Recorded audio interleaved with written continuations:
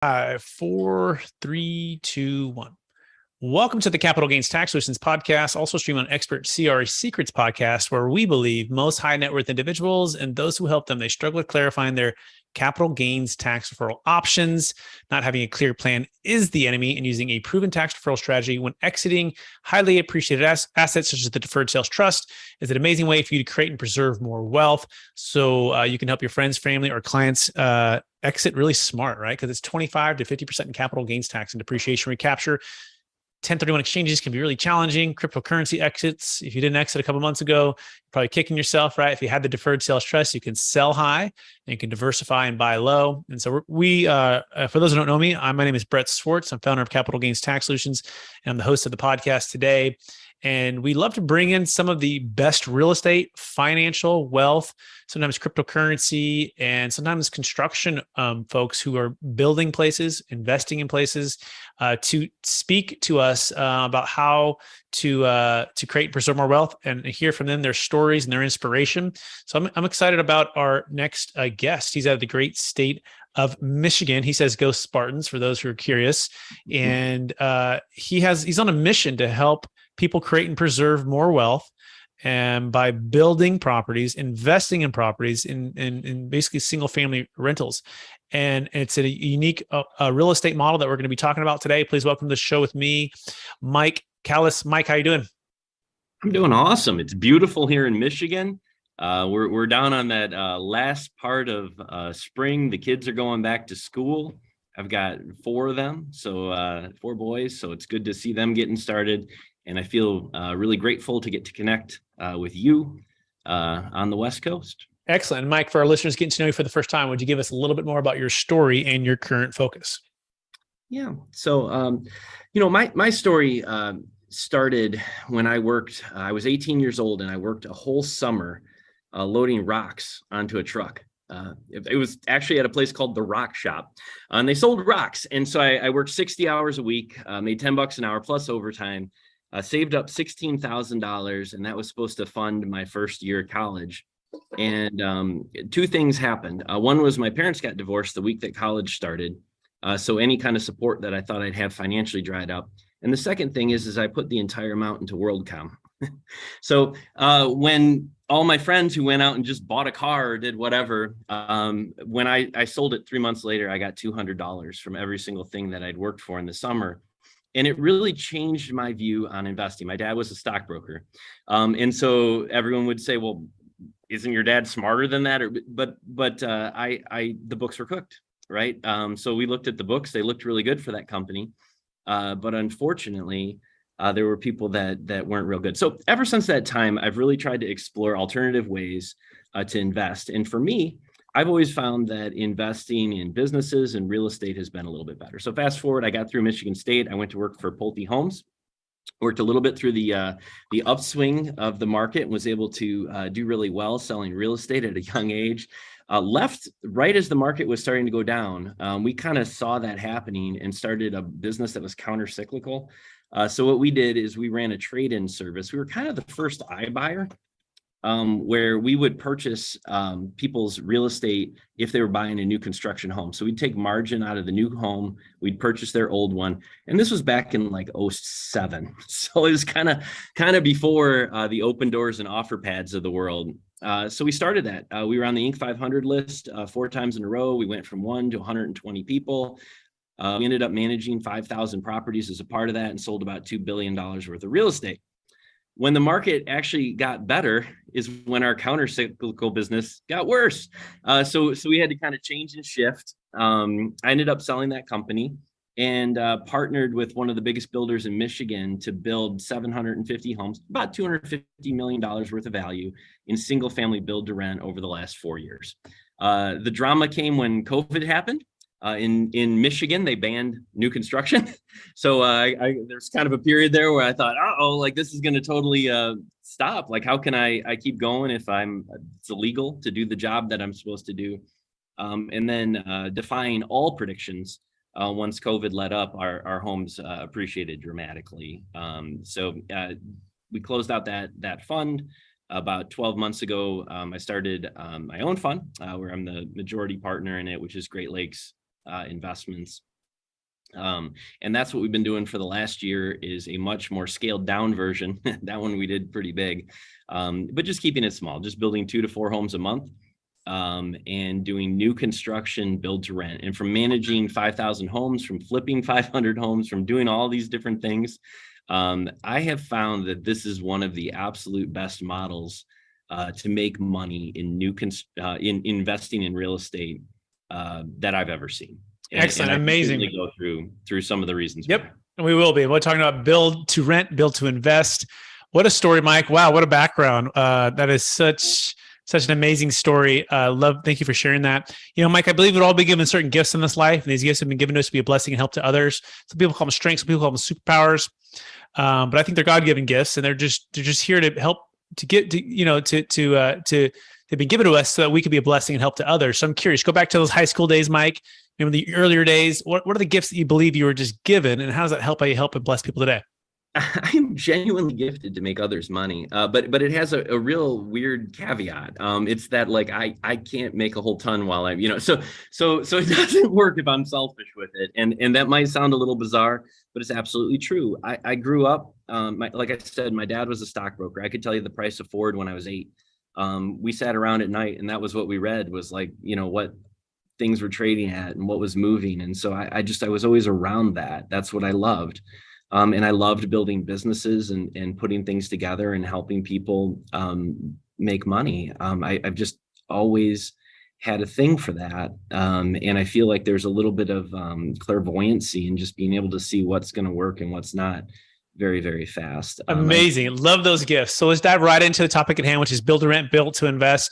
So Mike, and by the way, you can learn more about Mike Kellis at greatlakeinvestments.com. It's greatlakeinvestments.com. So Mike, what's the number one secret to build to rent, build to invest?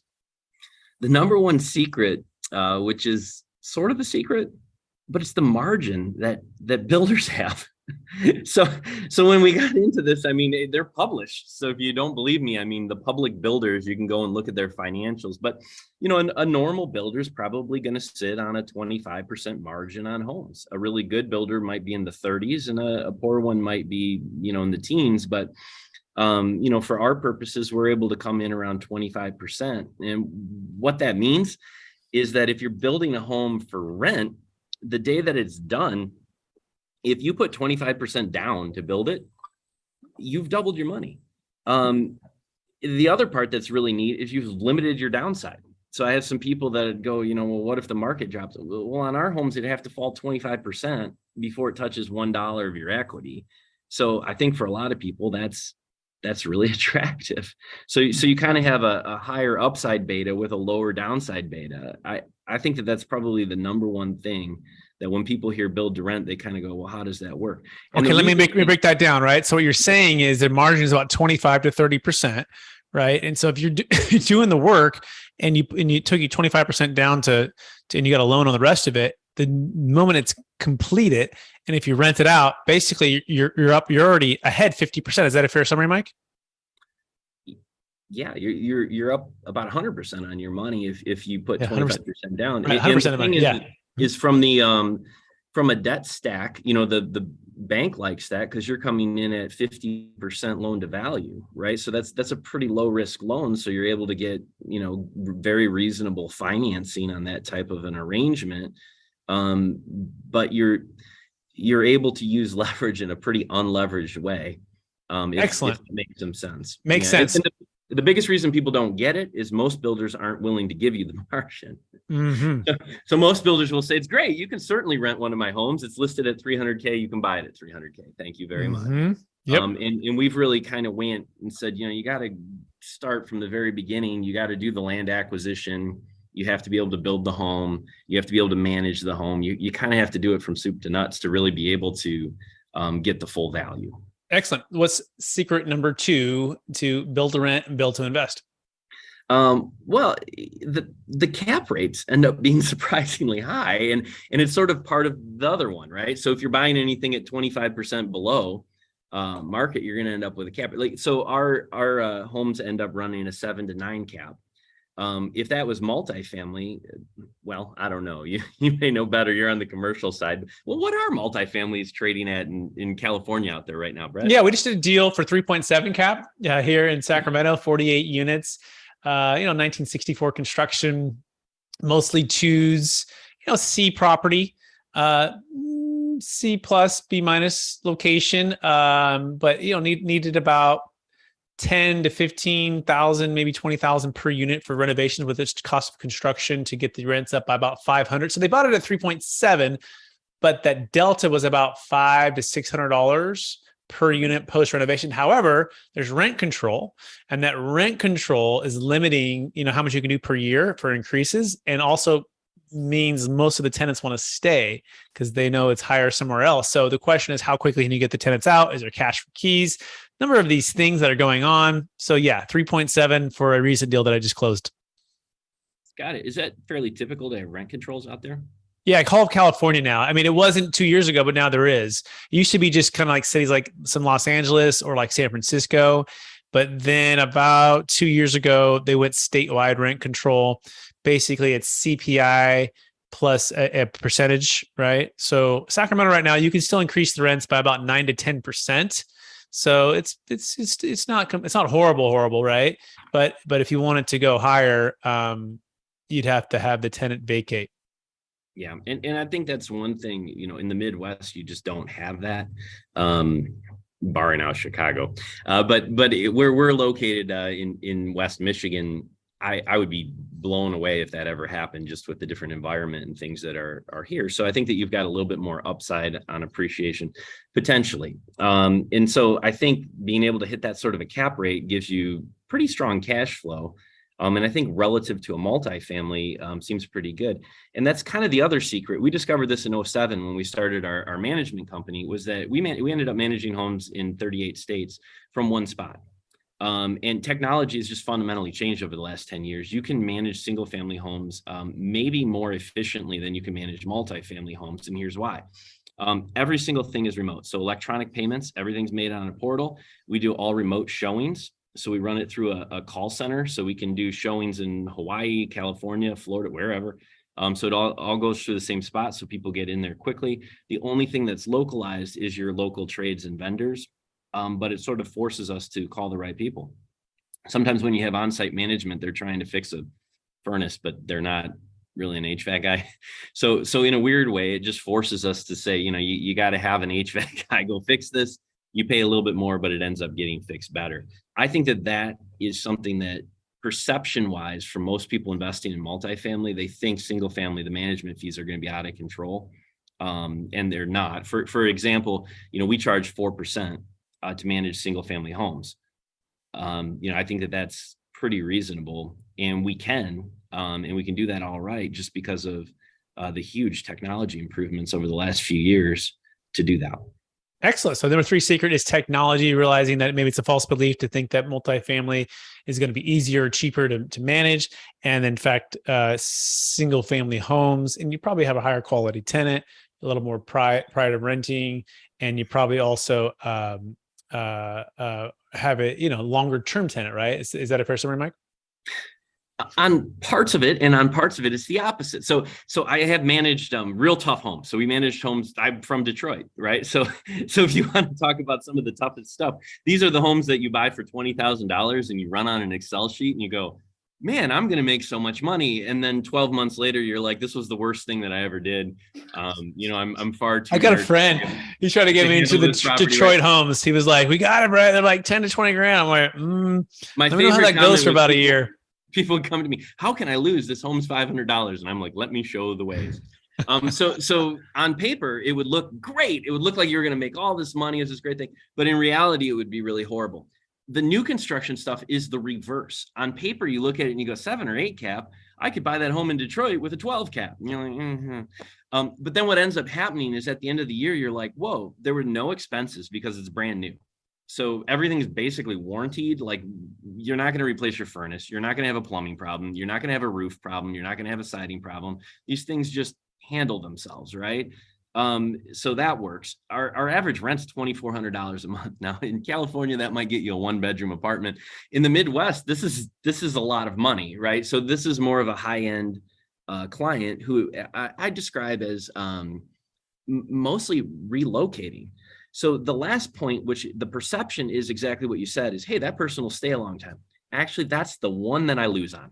So the one that we lose on is they'll move to the area, they're relocating, they're coming in with a new company, whatever, want to kind of figure it out. They'll stay for 12 to 24 months. They'll pay, they take care of it. They like hire a cleaning person when they leave, but they don't stay for 10 years. Like that kind of a resident, this person has a lot of options.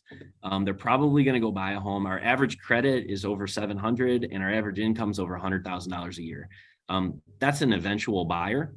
And that's okay.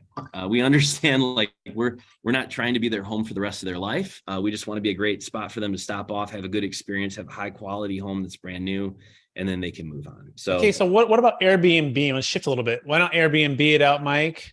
Have you explored that? Maybe you are doing some of that. Tell us about that, or even like traveling nurses, like maybe those are more professional, maybe 6 or 12 month type of lease, but they pay a little bit more. Great business. All right. So there's a lot of money to be made for that. In our area, that's kind of up and down Lake Michigan. There's a lot of tourism and stuff that goes on there. We actually started building about a dozen homes that were going to be that, hey, new construction Airbnb. And then the city that we did it in changed the ordinances and said, you can't do this right in the middle of our little project. Now, we were able to just kind of sell them off as single family homes, and it was okay. At the end of the day, we kind of assessed, like, if we're trying to build a long-term business and build out hundreds of properties, to just be sort of at the whims of a municipality deciding that, what we're offering isn't going to work, was something that we just didn't want to be exposed to. But that's a great business. I know a lot of people that are very successful with it. It just isn't our business. Got it. Okay, makes sense. What about traveling nurses? So maybe they're staying for 6 or 12 or months, and they're paying a little more. Have you looked at that at all? So we will do a short-term lease at double the rent. So if we're offering $2,300, we'll do it for $46,000. And you kind of go, who would take that? And the answer is not very many people. A traveling nurse probably won't. The only people that we do that to are usually insurance companies. Somebody whose house maybe burned down, the insurance company is going to pay for it. And in Michigan, there's just almost nothing where people will offer a 4-bedroom home on a less than 1 year basis. So we'll do that. What we found is our turn costs eat up the potential gains unless we're in that range. What's the average turn cost? We want it to be $500. So I'll start with that. The way that this kind of works is 10 of them are like $0. And then one of them is like $5,000. Got it. So the average is a little deceptive, but it does work out once you spread them across enough homes. How do you define a short-term lease, or what's the time period? Under 12 months for us. Okay. So if it's under 12 months and it's something like a traveling nurse or something like that, you're saying, okay, or some kind of fire or some kind of natural disaster, you'll double the rent and say, we'll do it for less than 12 months if you'll pay double the rent. Is that a fair summary? Yeah. And most people say no, and we say that's fine. Yeah. Now, what about cost to build? What's the average, price per square foot? What's the average square foot you're building at? What's the total cost from buying the land, developing the land, all in? I had a friend in California, and he was like, man, we might have to just add zeros to everything that you're doing because this doesn't seem right. So I think one of the advantages of the Midwest is that we're able to build stuff at prices where you go, well, that just kind of makes sense. So our homes that we're building, all in with land and construction, are right around $200,000. And how many square feet? Our floor plans range from about 18 to 2,200 square feet. That seems to be our wheelhouse. We try to have as many as with 4 bedrooms. We found that that's a big differentiator against an apartment complex, where a lot of times they're 1 or 2 bedrooms. So if we're 4, we're more catering. Although of course we'll take tenants from any kind of anything that's willing to pay, but somebody that maybe has a family needs 4 bedrooms. So we're able to provide that for them. 4 bedrooms plus the office, or just 4 bedrooms? 4 bedrooms, and one could certainly be an office for you, Brett. Cool. Yeah, just curious on that. Yeah, it's a good strategy. I like it. I'm liking it, Mike. You're answering the questions great. Obviously, you're an absolute pro. What questions haven't I asked you? And by the way, you can connect with Mike Cullis at greatlakeinvestments.com. That's lakeinvestments.com. What question haven't I asked you yet that you want to ask and answer? Oh, I know I was watching. So first of all, you had some awesome stuff on. I've been doing this for 20 years, and I was like, wow, this guy's got some good tax ideas that I actually hadn't thought of. So I was learning a lot about trusts and stuff, just listening to your podcast. So very grateful for sharing that. I think a lot of people save money. New construction has some good tax advantages. So I'd be happy to kind of go through that a little bit. Some of it's straightforward, right? Like you can depreciate a rental home over 27 and a half years. However, with a new home, you have what's called carry forward depreciation. So there's certain items that we put into a home that you can write off on day one.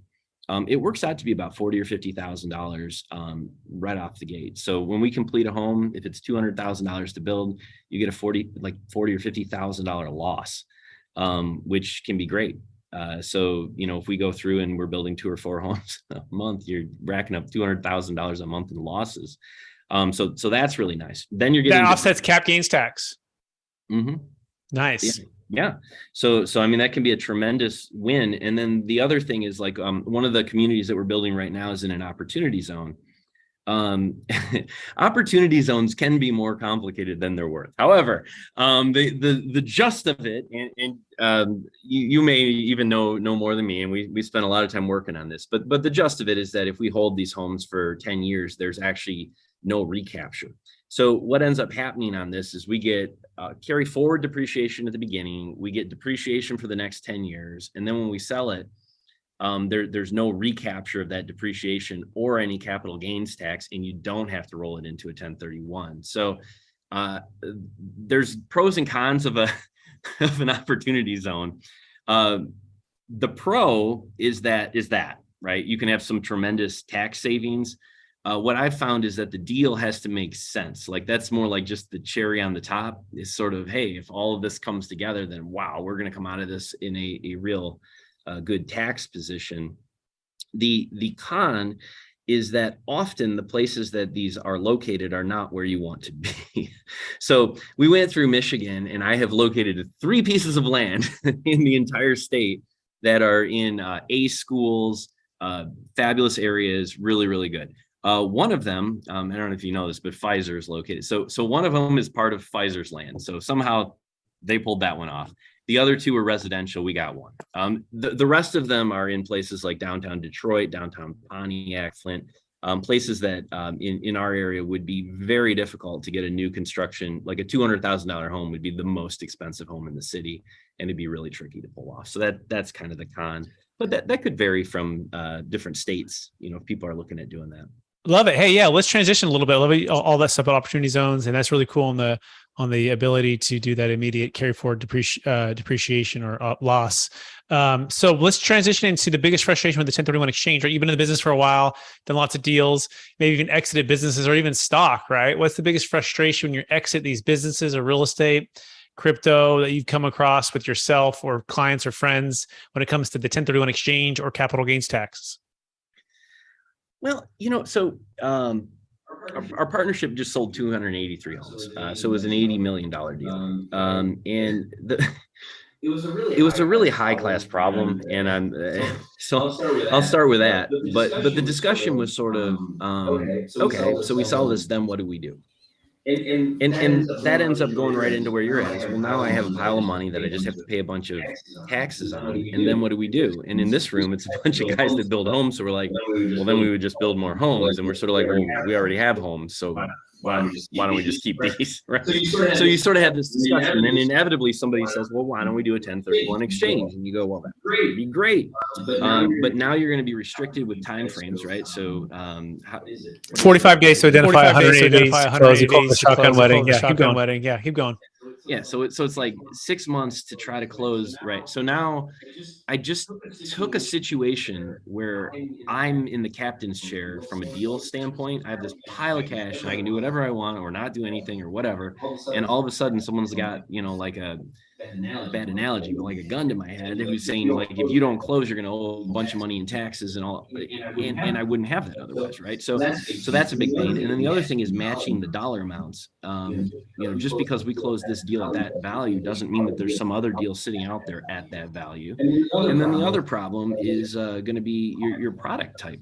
So you may want to diversify out of maybe.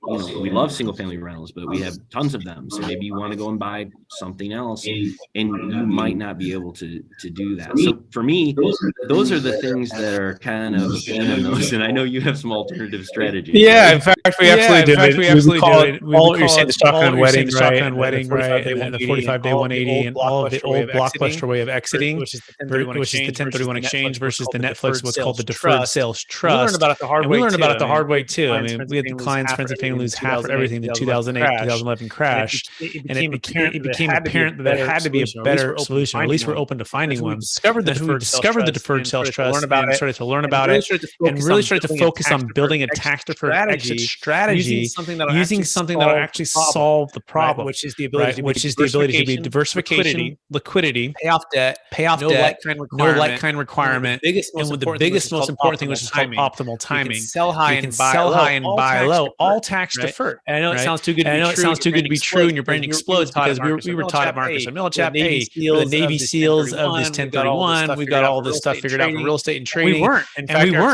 our clients got hurt because of it. And so now we're on a mission to teach and train and coach people how to do this. And you can learn more about that. You can learn more about that at capitalgainstaxsolutions.com. That's capitalgainstaxsolutions.com. And but it's definitely something that I just wanted to comment on. So first of all, I was listening to you go through this, and it sounds like an awesome way to be able to accomplish what you're talking about. The biggest thing that I thought was unique is that most brokers, even if I think they knew about this, might not offer it, because I feel like most brokers actually kind of like the 1031 exchange thing. And so I felt like this was a really credit to what you were doing, because brokers kind of like the idea that they've got somebody with a pile of money and they need to buy something in 6 months, because that kind of makes for a sale, right? And then you sort of get a commission, and there's not anything necessarily wrong with that. Like they're abiding by a nice tax law that helps somebody save some money, and it works, and everybody can win. But what you're talking about really, I think, slants towards the consumer. It means that it puts the kind of the ball in their court. If they want to buy something right away, good. But if they don't, they don't really have to. And that might not be perfect for a broker in the short run, because you might actually, maybe with a 1031, you get a faster sale on it. But I think in the long run, it's probably helping the consumer a lot more. I just thought. Thank you so much. Thank you so much. That's part of why we started the company. First manager, Marcus Millichap, he brought in my business partner to speak on the Deferred Sales Trust in 2009, and he was encouraging these alternative to 1031. And then a year and a half later, he was no longer with the company, and a new one came in, and he told me to stop talking about it. I'm like, you're telling me literally that clients have lost half of everything because of the 1031 in one sense, too much debt, not enough liquidity. And we're not going to at least provide or show them the option that potentially could have solved this. Like that makes zero sense. And ultimately led to me just walking away from Marcus because of that stance, at least for that particular manager, right, of that office. Happier for it now because now we can provide solutions. And also remember, the 1031 only works for investment real estate. It doesn't work for primary homes. We did an $8 million deal in Palo Alto. Primary home development. It doesn't work for businesses. We did a $2.6 million business sale in Alabama. It doesn't work for short term, meaning less than a year holding. In fact, we said a $29 million deal in Austin, Texas. Okay, he tied up some land, developed the land, and then traded it all in like a couple days. This is the Deferred Sales Trust. It provides the solution for people, and then once the funds are in the trust, yes, you can invest back in when you want to. And the broker who's smart is going to say, "I'm willing to help them solve their problem in a bigger way." And then once the funds are in there, we can go buy more deals and do more deals. In the short term, most qualified intermediaries don't want you to know about this. Most investment real estate brokers don't want you to know about this. They want to keep you in the 1031, mouse in the wheel, right? Because that's how they get paid. And we have a solution. You don't have to do that anymore. You can go to capitalgainstaxsolutions.com. That being said, Mike, are you ready for the lightning round? Ooh, yes. All right, bring the All lightning right, round there. Knowing what you know now, Mike, if you go back to your 25-year-old self with one golden nugget, make sure to tell yourself to do. Oh man, put blinders on. I wish I'd ignored a lot of things happening in the world and just focused on my business and doing great for customers. Sometimes you get so caught up in making your people happy or trying to keep your company going, or some interest rates are going up or interest rates are going down, and ultimately I feel like that has had about a 0.01% effect on our business and what we've done, and everything that we've done in our business has had a 99% impact. So that'd be it. I'm sorry, I'll be more lightning. Put blinders It's good, on. Mike. Congratulations. You are the problem. You are the congratulations. You are the solution, right? It's not everything. Everything is the external. There's a thing called the 20-mile march where these two groups are heading towards the South Pole. I think it's the story goes. And one group is so focused on the external. Like they might march 30 miles a day or no miles today, or 50 miles one day and 1 mile. And it was all about how cold it was outside and all the challenges in the wind. And the other group just kept marching every day, no matter what. Rain, shine, good weather, 20 miles. They just kept doing blocking and tackling. And guess what? They're The ones who got there faster. They're the ones who succeeded on their goals. And that's the whole idea. Like, don't let the external take you and distract you what you know you should be doing, right? What should you be doing today to move your business forward? Excellent, Mike. Question number two. What's the number one book you recommended or gifted the most in the past year?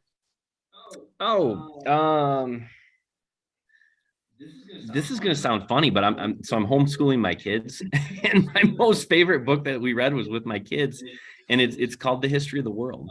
It's a 4-part series written for kids, so I liked it.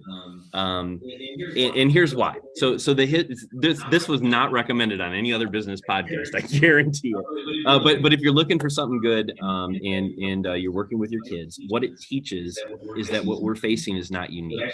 So it actually starts 2,000 years before Christ. It comes all the way to current, and it takes you through the rise and the fall of every empire. And even my 7-year-old, by about the time that we got to like 1200 AD, he's like, here comes another king, and then he's going to get full of himself, and then the people are going to have to overthrow him, and then they're going to rise up and get a new king, and then he's going to get full of himself, and the people are going to have to overthrow, right? And so it just kind of takes you through this, and you sort of realize that like the patterns and everything that we're facing that we think are so unique and so only us, and we're the only people facing it, have happened for 4,000 years. And once you start to kind of like get that we're sort of a drop in the bucket of this whole cycle, I've just actually found that really has helped me with this. So weirdly, I've referred that to a whole bunch of other people that are teaching their kids. I love it. I'm going to get it. We homeschool kids too. I'm going to get the book. Second to last question. What are you most curious about right now? Ooh, okay. Robotics in building. So I think that a lot of the like trades are completely overlooked from technology. And I am just like, can I give you the simplest one? And it's from my 9-year-old. So my 9-year-old, I asked him to take the trash out, and he was like, why don't we build a robot that takes the trash out? And my first response, I was like, why don't you take it? And then I was like, darn it, that's actually a really good idea. So we have a bunch of parts and stuff, and we're trying to, that is such a tiny part of like in a home of something that you think about that could have robotic automation, that my 9-year-old has coded a trash can to drive itself down into the street. This stuff is getting really real. The biggest areas for improvement that I see, like in our construction process, that could really cut down on jobs that are incredibly hard. And I don't think it'd eliminate them. I think it would just make people better. Like drywall is so heavy. Using hydraulics and machines and stuff to be able to lift things. Right now, guys are literally climbing on a ladder. It takes 3 guys, lift a 60 sheet thing of drywall, paint. I'm from Detroit.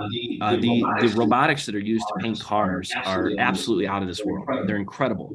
I mean, I've called every single robotics company in Detroit to help paint a house, and they cannot get their head around the idea of you sit the robot and the thing that you're painting goes by you on an assembly line.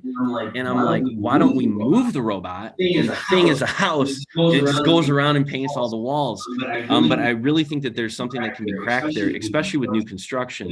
Like when we come in to paint a house, the entire home is completely open. right? There's no cabinets. There's nothing.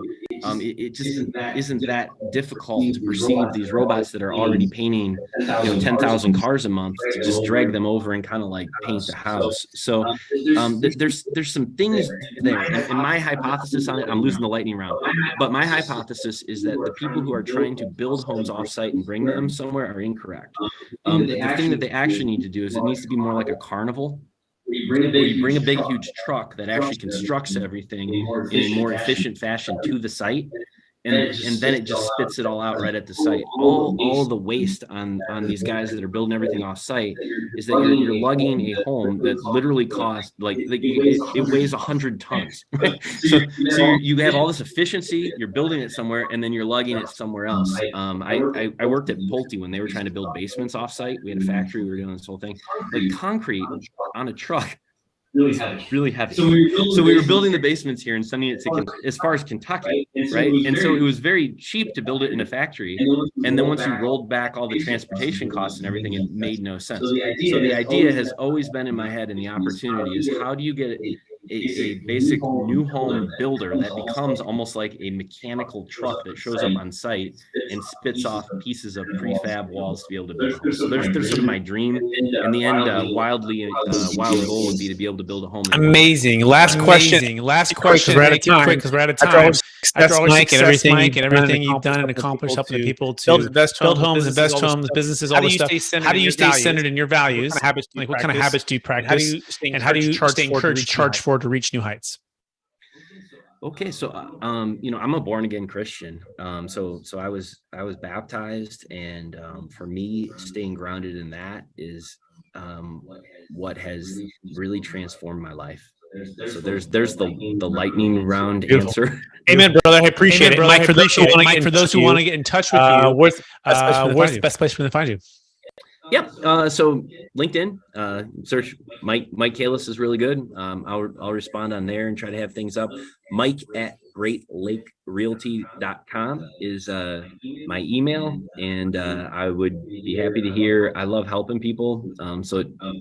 Candidly, all of our investments are full. The only reason we even opened it up to outside investors was because people kept coming to me and asking. I'm sure there'll be something in the future that we'll look at.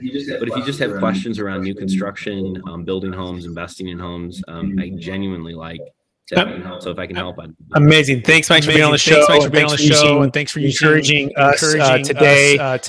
And I encourage you to keep using the gifts of helping others to make money and helping people to build businesses, right? And I love that. And I also want to encourage and thank our listeners for listening to the episode of the Capital Gains Tax Solutions podcast, also Cushman Expert CRE Secrets. Remember, we believe most high net worth individuals and those who help them struggle with clarifying their capital gains tax options and not having a clear plan is the enemy, and using a proven tax deferral strategy such as the Deferred Sales Trust is an amazing way for you to exit highly appreciated crypto business, real estate, build a home, brand new construction, short-term rentals, all of the above. You just need a plan, a team to guide you. We want to be that team. We want to help you with that. Go to capitalgainstaxsolutions.com. Check out the new book, by the way, coming out. Really smart people like Sharp Hearing from Shark Tank in the book, and multifamily syndicators, operators, and financial advisors. It's my story about building a tax exit strategy. That's what it's called, building a tax for exit strategy. Come out Amazon, so check out that near you soon. Please rate, review, subscribe. Please share this with somebody. Please give it a like. We so appreciate